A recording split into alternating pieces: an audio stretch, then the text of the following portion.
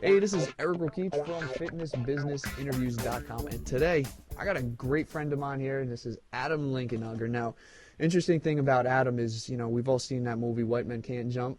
Well, Adam's the opposite. He's a white guy who can jump, and he's going to talk about how high he's jumped and all these things, but he's used this ability to jump high to teach others to do the same thing. He's built an amazing business off of YouTube teaching others how to jump high, increase their vertical jump. And he's here to share those tips and exactly how you can do the same to help improve your business or build your business by using YouTube. And there's some killer tips in here, so definitely make sure you get a notepad out to listen to what Adam's got to say. So Adam, man, thanks for being here. I really appreciate it. Eric, thank you. Thanks for having me. I'm pretty pumped about today. I really am.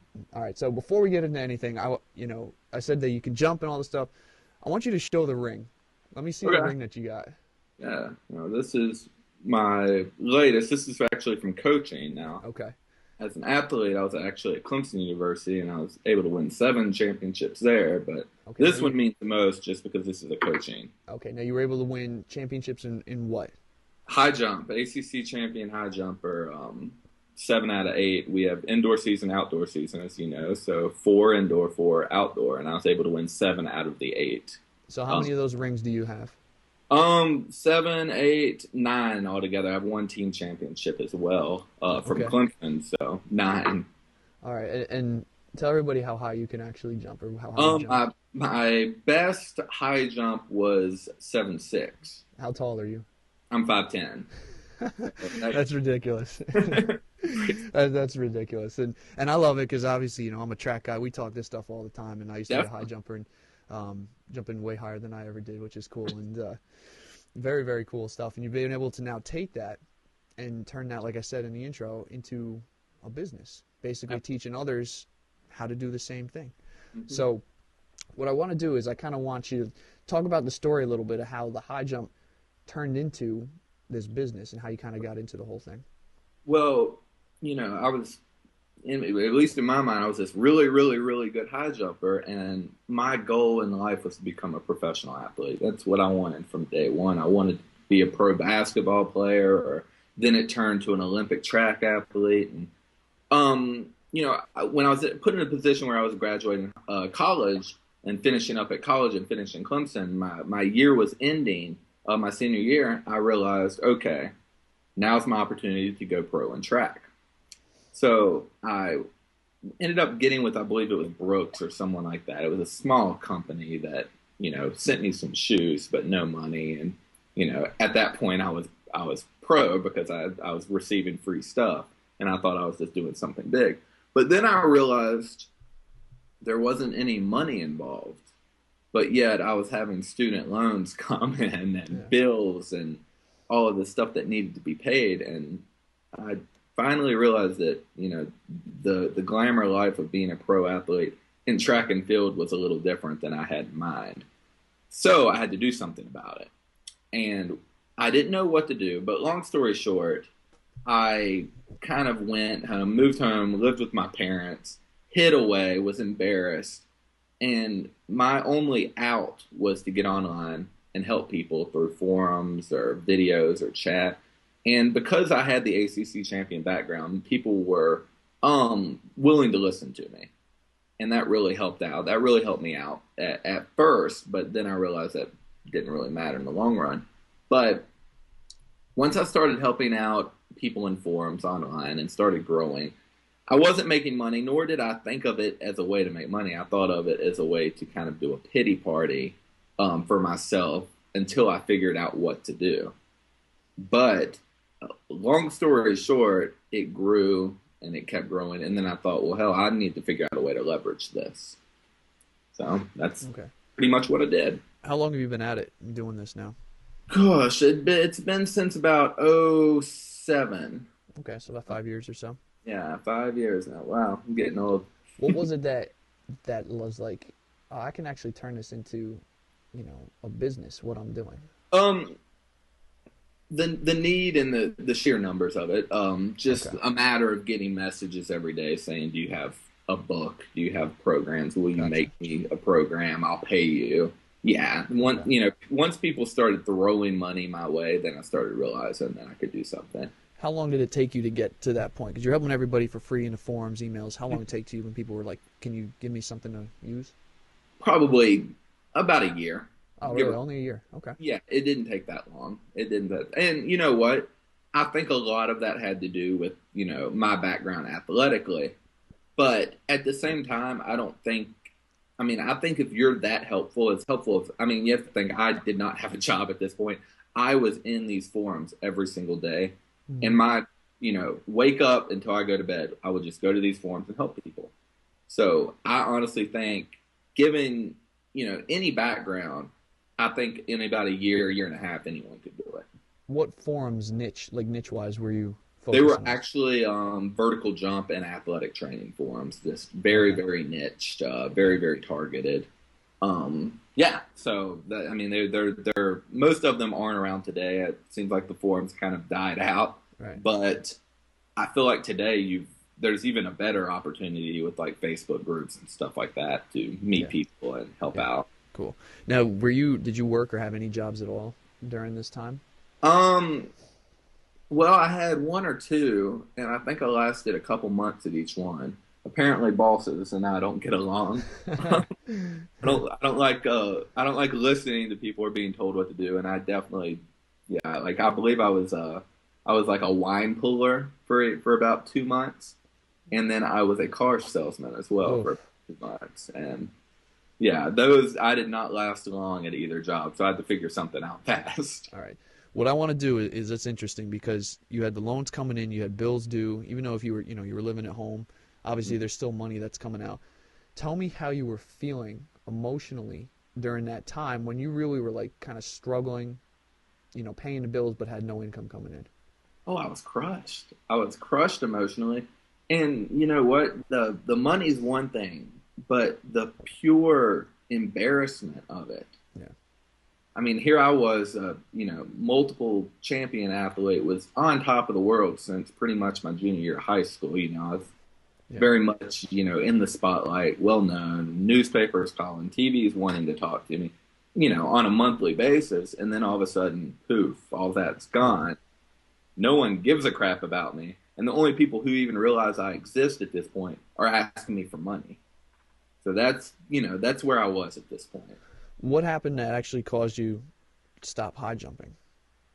I during it was about 2 or 3 weeks before Olympic trials. I qualified for Olympic trials, and this would be right after college. And I tore my hamstring.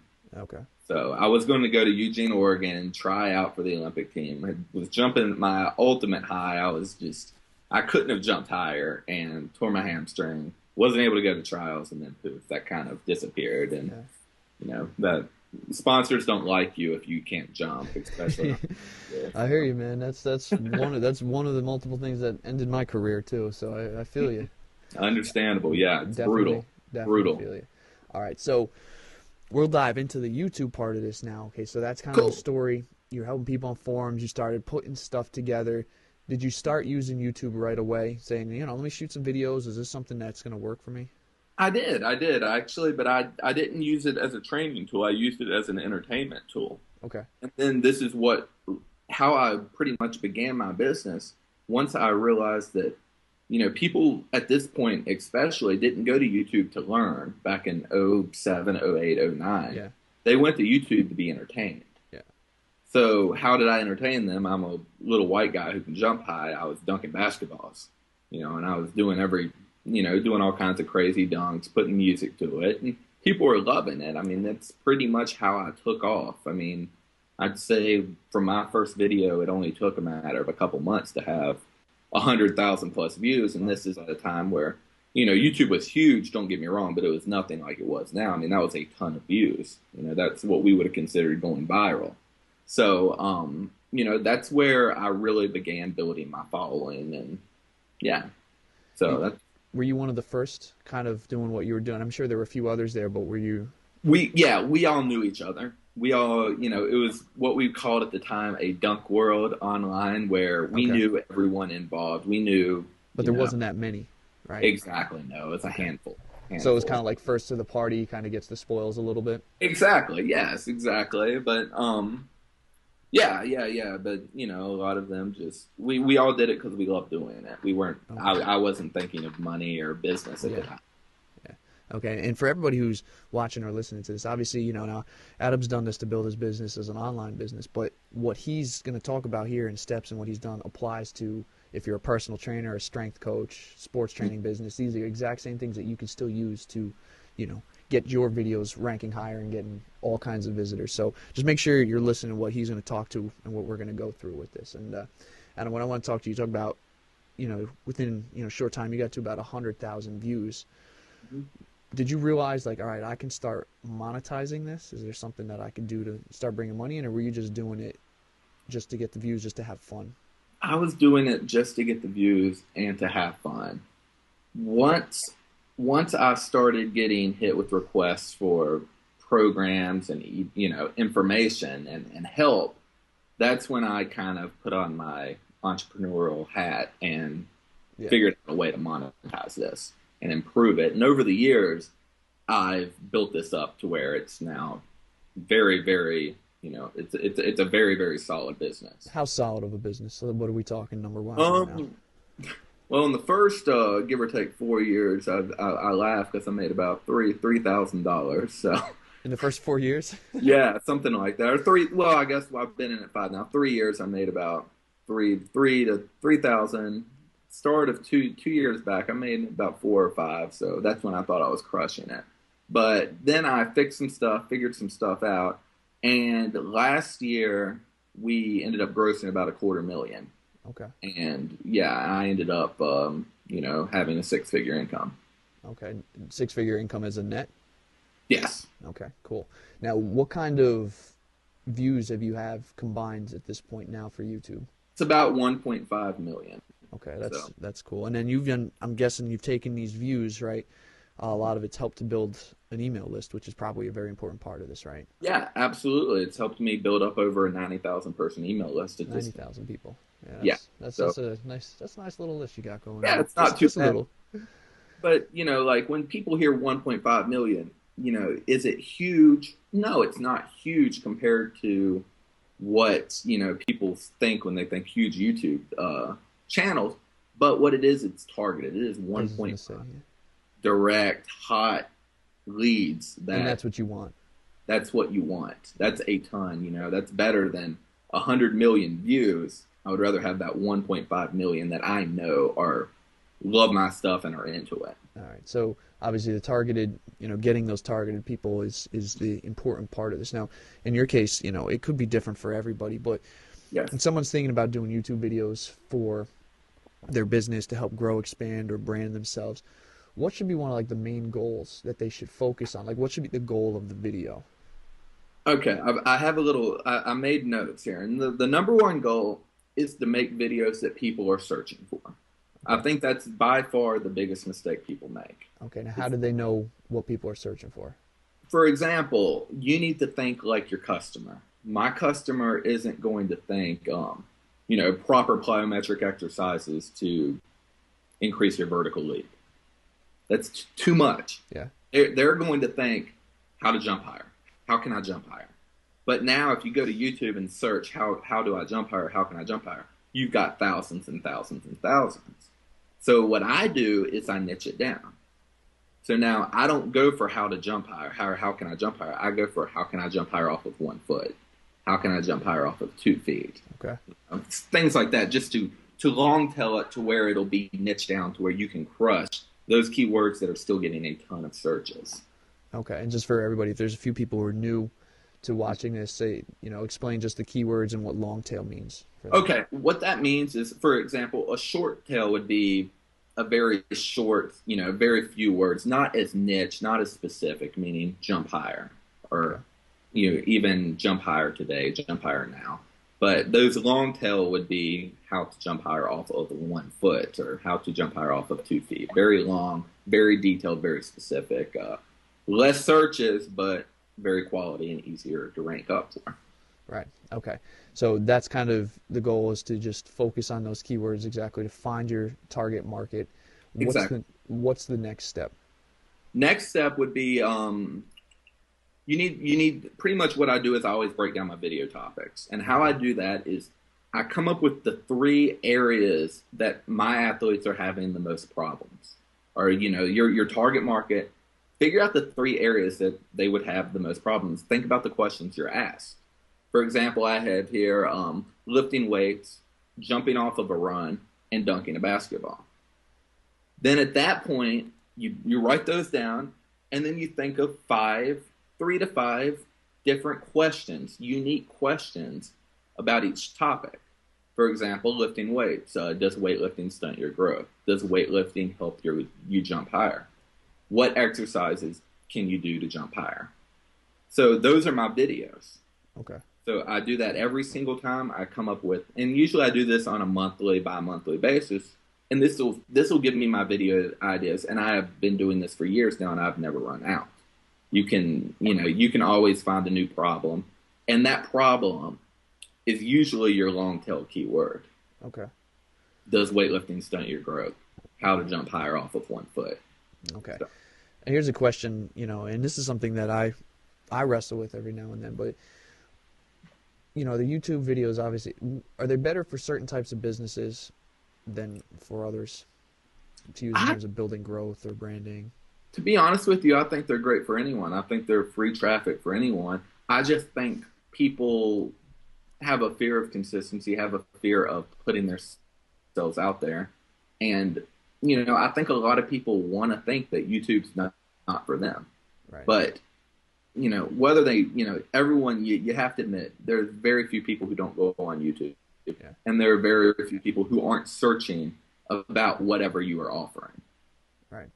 They're looking for it. It's just a matter of putting yourself in front of them. Okay. Now, you said a few years ago you went on just to do it to entertain people. Mm-hmm. Is that still the truth today? What exactly types of videos should people be looking to create so that they get the most bang for the buck and more people want to see it? Well, pretty much. I mean, I've gone through about every test in the book when it comes to this stuff. And do I still do dunk videos? Not so much, because that's not exactly that target market that I want to hit. Okay. I want to hit these people wanting to jump higher. But at the same time, people still go to YouTube to be entertained. If you step in front of a white wall. And, this is where I disagree with some of the trainers out there, because most of the trainers are going to say, just get in front of a white wall and just talk, start, do a video every day, with you on your webcam. That's a way to start. And you know what? I agree in the sense that it's consistent and that's good. But I prefer that you offer some level of entertainment. Yeah. Whether it be, like I always like to include a dunk video, or if you're in weightlifting, you could do a weightlifting video. Just something, even if it's just like an intro or an outro that you make, something to really spice that video up so it has something interesting about it. Okay. So it's kind of like some videos, like example, dunk videos are very active. Mm-hmm. Interviews, like what we're doing here, are very passive.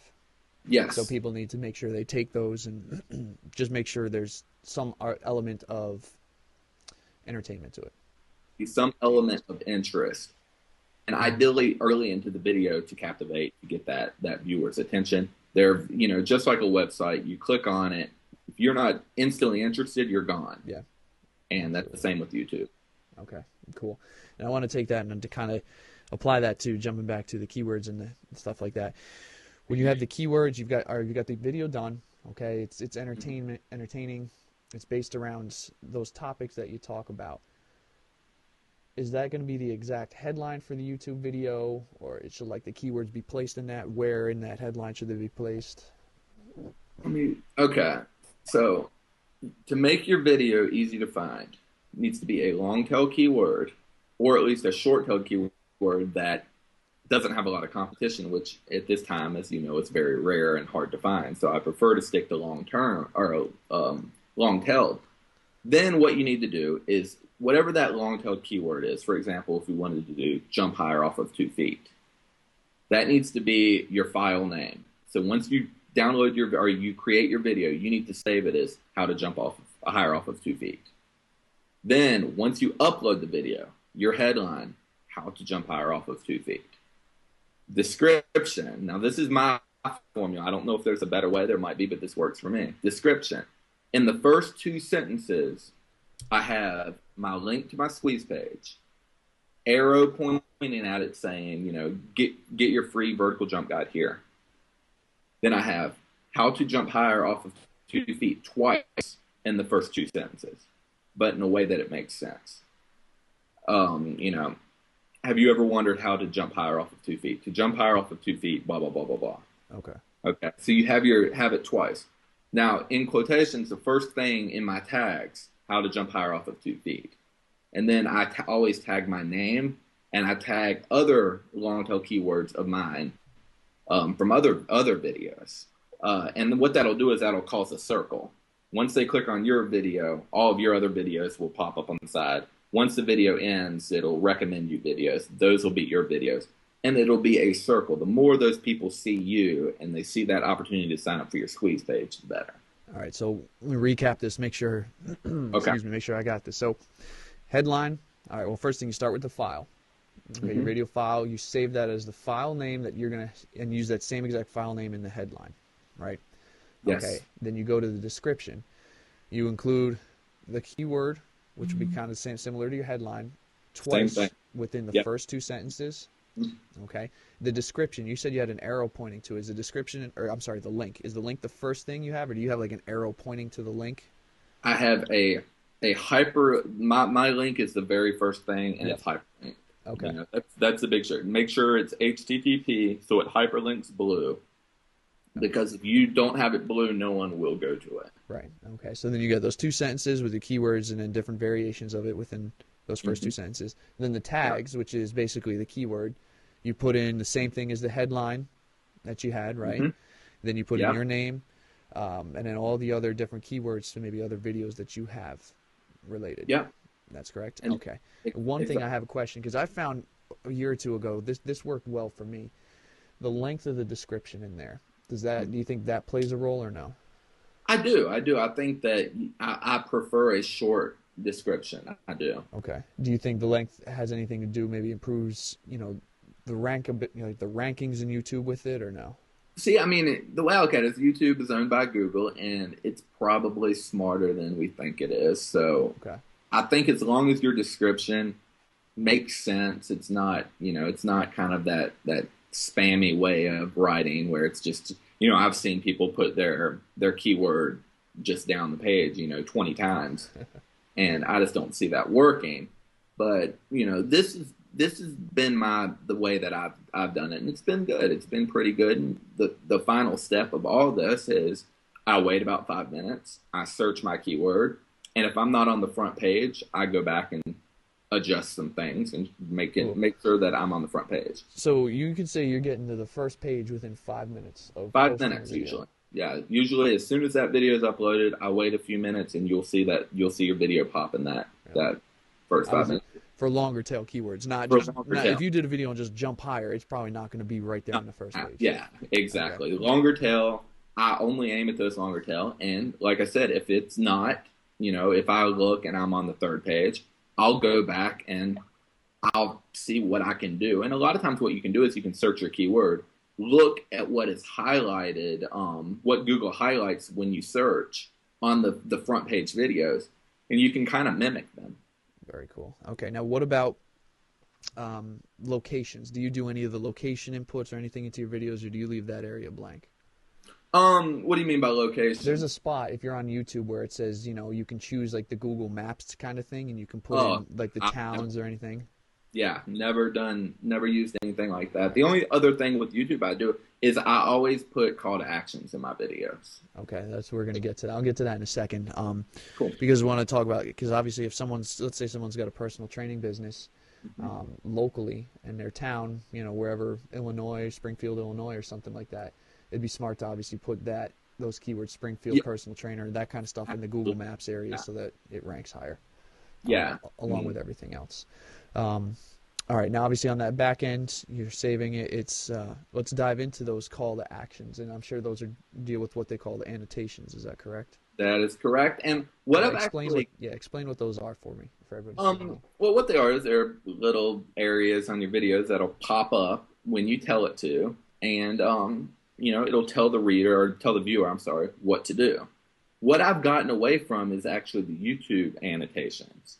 Okay. And what I've done now is I went to, Odesk and got someone to make the cool looking little images that say, like my page, that say, check out theverticalpro.com for a free gift. Have him make these really cool video or images, and I can just pop them on my video wherever. It doesn't take any more time, and it just looks much, much more professional. Do you edit that into the video and then load it to YouTube? Or Yeah, I am horrible with editing videos, but what I did was I ended up getting Sony Vegas for like 40 or $50, and I'll put my video on, then I'll put my intro at the front that I already have made, then I'll cut the start and the end of the video where I'm walking to the camera and just fixing my hair or whatnot. And then what I'll do is I'll have a folder and I'll just drag and drop these images, onto this video for short little segments. Okay. And if you can't figure out how, how to figure out how, you YouTube it. You YouTube, how to add pictures in Vegas, and it'll pop right up.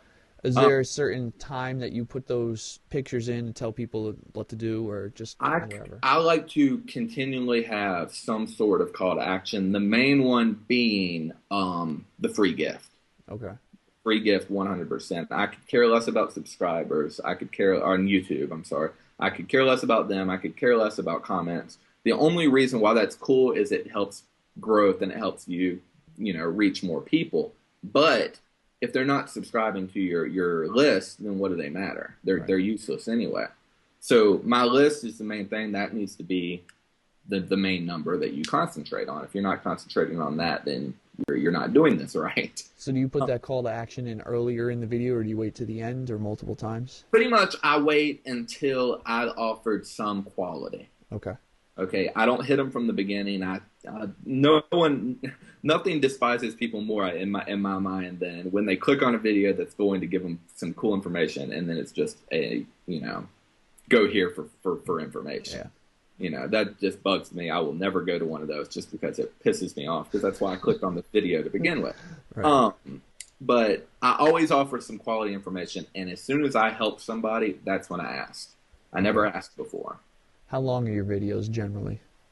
I have videos upwards of 8 minutes, but on average, quality videos that get the most searches are between 50 seconds and 2.5 minutes. Okay, and that's where you focus, and then you. Very much so. If it's an 8-minute video, it's because it is something very powerful, like a rant, or I'm in a bad mood or something like that, and I want people to kind of feel that and get more attached, and those are the ones I'll usually mail out to my list and get them, getting a better understanding of me and who I am.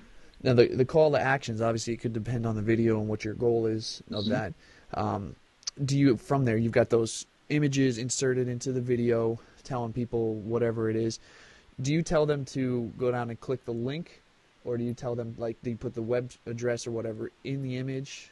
Yeah, what I'll do is I'll put the web address in the image, but I'll also put, link in description. Okay. So it'll be in parentheses under, a smaller text, link in description, or click below. And then I always have a start, kind of like, how a TV show has their introduction. Then I'll have an ending credit. My credit will always say, get your free gift at theverticalpro.com. The link is in the description. Okay, and then that link takes them to a squeeze page or a landing page. Exactly. It's still the same squeeze page I've used for the last 3 or 4 years, and it does well. And I was going to say, it probably converts pretty well if you're still using it then. Exactly, yes, it definitely does. And, all right. And then for anybody who's watching, squeeze page or landing page is just a page that's set up to collect someone's email address. Yeah. And as like Adam said, he's got a list of 90,000 people. So that's where he's collecting a lot of his leads from, is getting them to that landing page. Now, something that I'm very interested in, not a lot of people talk about, and you can only do it when you're at a certain level with YouTube videos, are the thumbnails, the images themselves. For a basic YouTube account, I think up until like a certain amount of viewers or subscribers, or if you're like paying for advertising, you can only choose those 3 thumbnails. Is that 3 options? Is that correct? Exactly. Yes, that's correct. And always go with the one that shows the most activity. Okay. You have a choice. I'm to the point now, of course, where I can upload my own, which, that's an entire beast in itself of getting people's attention, putting up cool thumbnails Yeah. that will be much more clickable. So, Okay. um, yeah, but long story short, do always do the thumbnail that shows something either active or weird.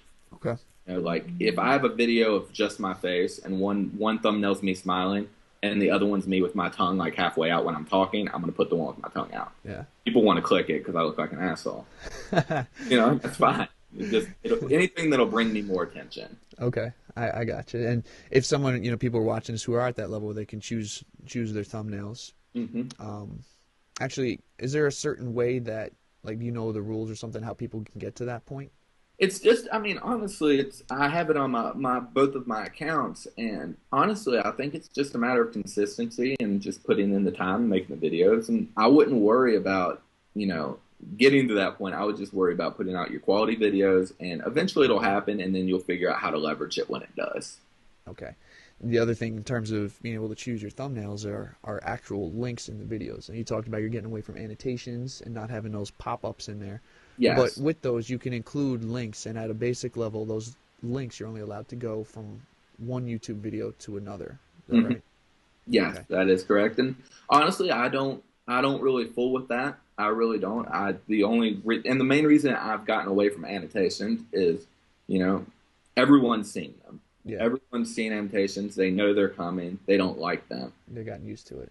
So I now have images that are just boom, that are the same exact thing, same thing, but they're cooler. They're not something people are used to.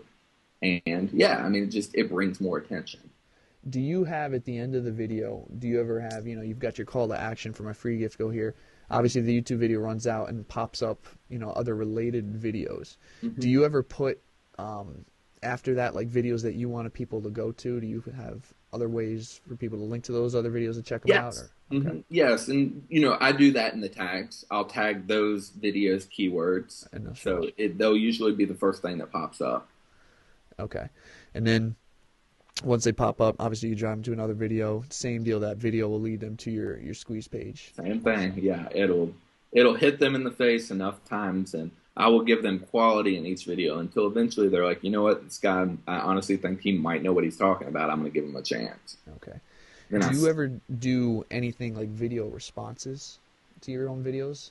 I have. I used to, and I believe there's success in that. I really do. I think that that's something that, you can definitely dabble in. And what I would recommend doing is actually building relationships with people who do similar types of videos. For example, if I'm vertical jump, I'll find basketball guys or speed trainers and see if they want to, do some type of cross promoting, so to speak, Okay. through those. So I've Okay. done that in the past with speed guys as well as basketball. Okay. And again, for anybody who's not sure, the video responses is like if you're watching a channel or something that's related to yours and you want to make a response to that video in video form, you can submit it to them and they can accept whether or not to have that. And if they've got, a million views on that video and you can get a video response off of that, Mm-hmm. you're definitely going to be able to pull some traction You'll, from that. you'll pull some traffic for sure. Were you ever doing anything like that off of your own videos? Like, let's say you got a video that's got, 250, 300,000 views. Would you make a video response to that video? I could. I've never done it. I've pretty much kind of stuck to a very, very basic method of just putting videos out that, are very, I haven't really dug in that deep. I've just kept consistent and just offered the quality information with the call to actions. And that's pretty much where I put all of my Okay. mindset right now. That's something that I definitely want to do, and I will do eventually. It's just a matter of, when I want to kind of stop what I'm doing right now with just putting out quality videos, on a weekly, even monthly basis, and venture into that.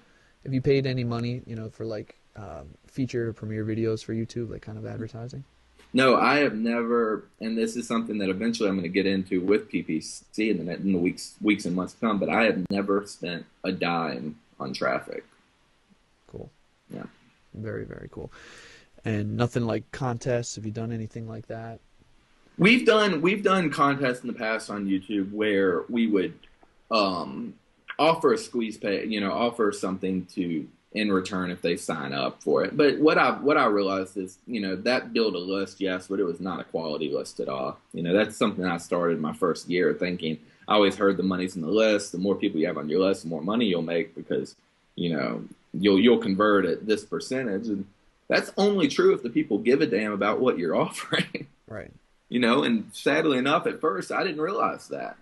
I thought as long as they were on the list, they were just a number. And if I got a certain number, X amount would buy. And, when I offer an iPad or whatnot, I've done iPads recently through a Smarter contest. But at that point, I think we were offering gift cards or something to Nike. And they just wanted the gift card. They didn't want vertical jump training. It comes back to understanding your niche. Exactly. Knowing who's there. You get a kid or somebody who don't really care so much about the iPad, but if they can go get some Jordans or something with a Nike gift card, I think that's going to help them play better or something, and that's the way to go. Exactly. You definitely need to hit that niche hard.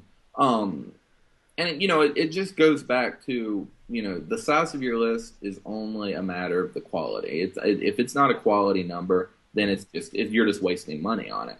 So, remember that the number of your list doesn't matter unless it's all quality leads. Yeah, absolutely. Now, one thing you mentioned briefly before that just popped back into my head, you're doing all these videos, you say every month you come up with topics.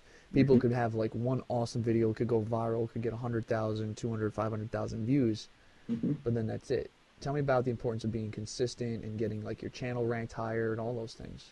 Consistency is the key. There is no one watching this right now, no one in the world that can't have millions of views. 100%, no question about it. Even if the videos are boring? Even if the videos are boring.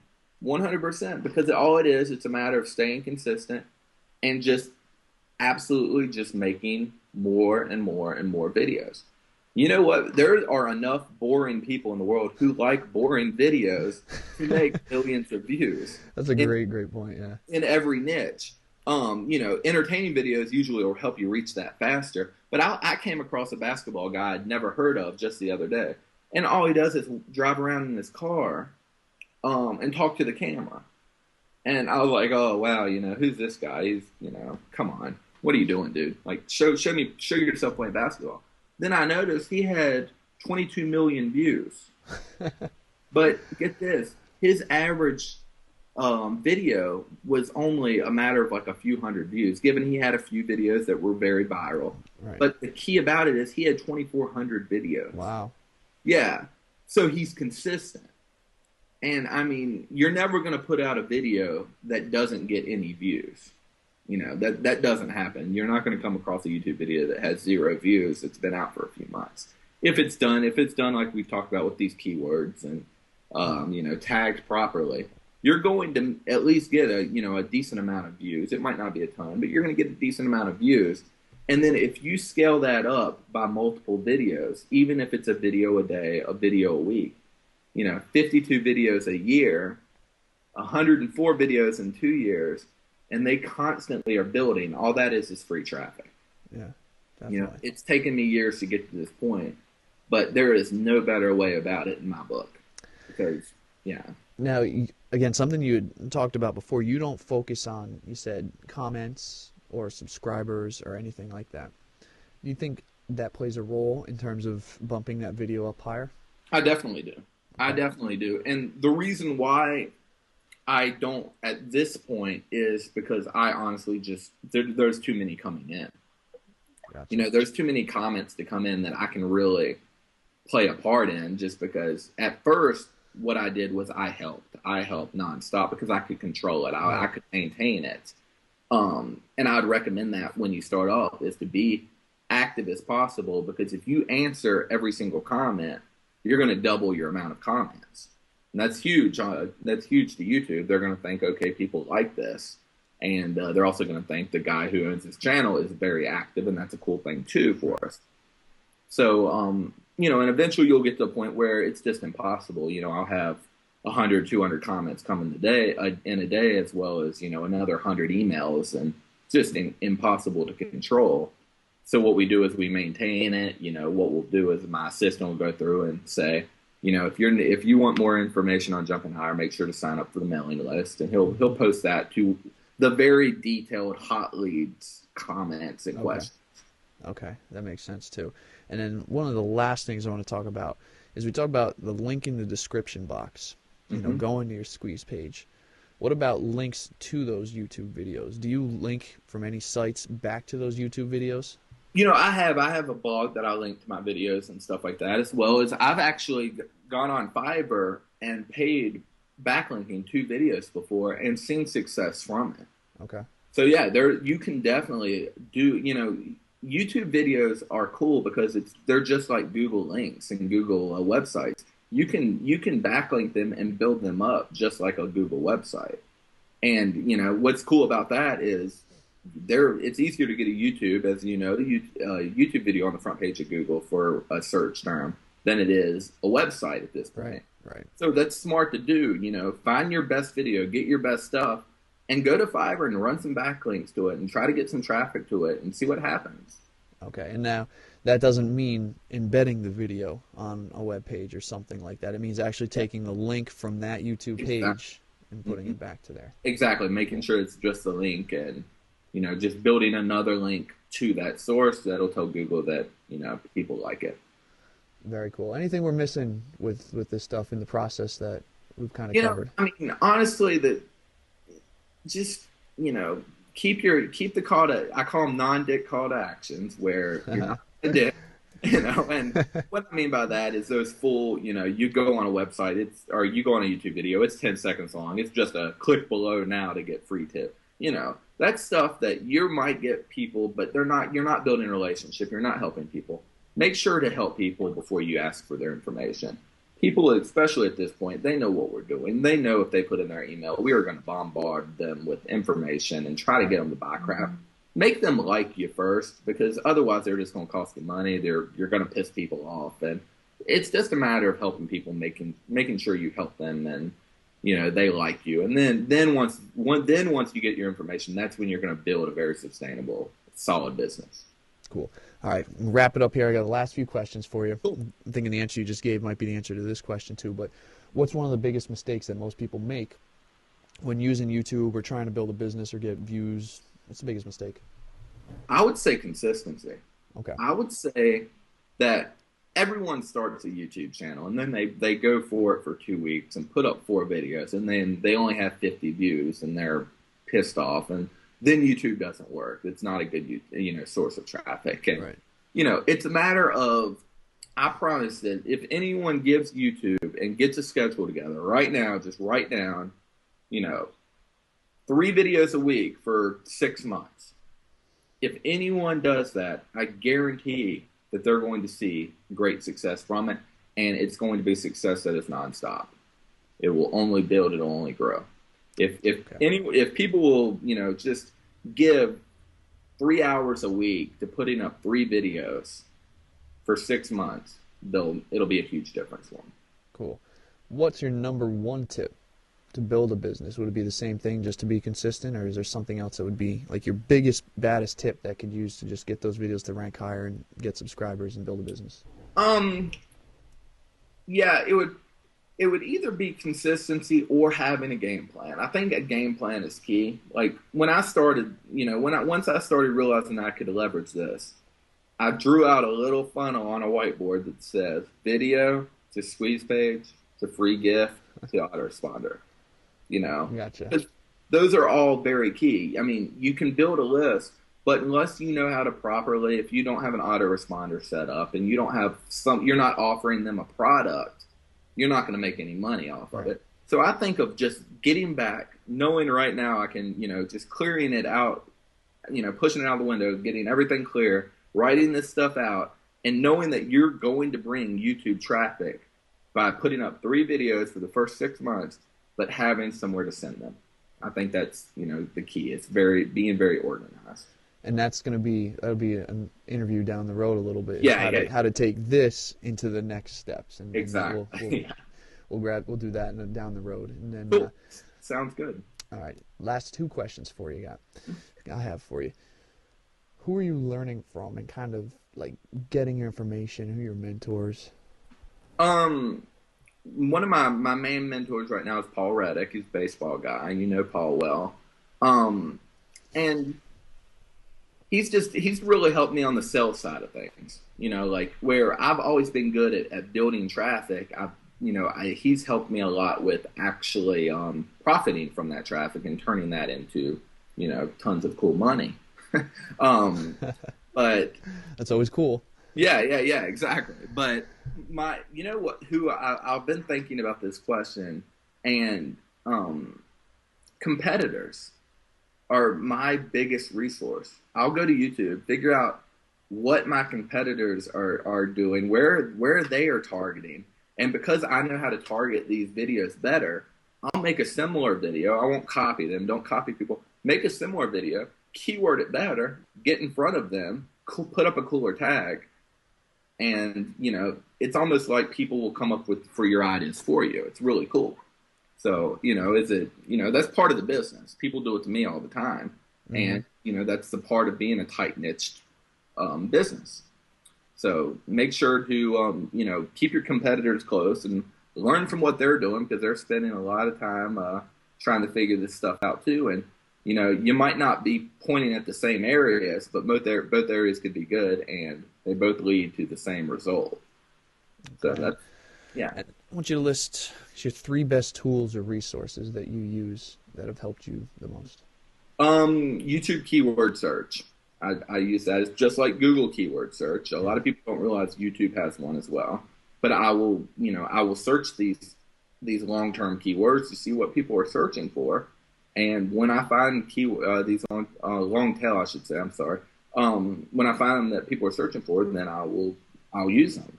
So I think that's definitely a valuable tool. Just from a YouTube standpoint in general, finding these large channels that we all have that envious YouTube channel that's similar to us, or it might not be exactly our niche, but it's very similar, and they're just kicking ass. Go and figure out what they're doing to kick ass. For example, Jeff Cavalier and Athlean X. Yeah. Like, I go to his channel and I'm just like, oh my gosh, this is incredible. Yeah. So that's who I try to model, my videos after. I see where he puts in calls to action, and it's not a matter of copying someone, because we're in completely different niches. In all honesty, it's just a matter of being respecting what he's doing, and just being a huge fan of what he's doing, and just trying to have a little bit of that success. Cool. And the last question I got for you is, where can people find out more about what you're doing if they want to check you out, or if they're interested in anything you're doing?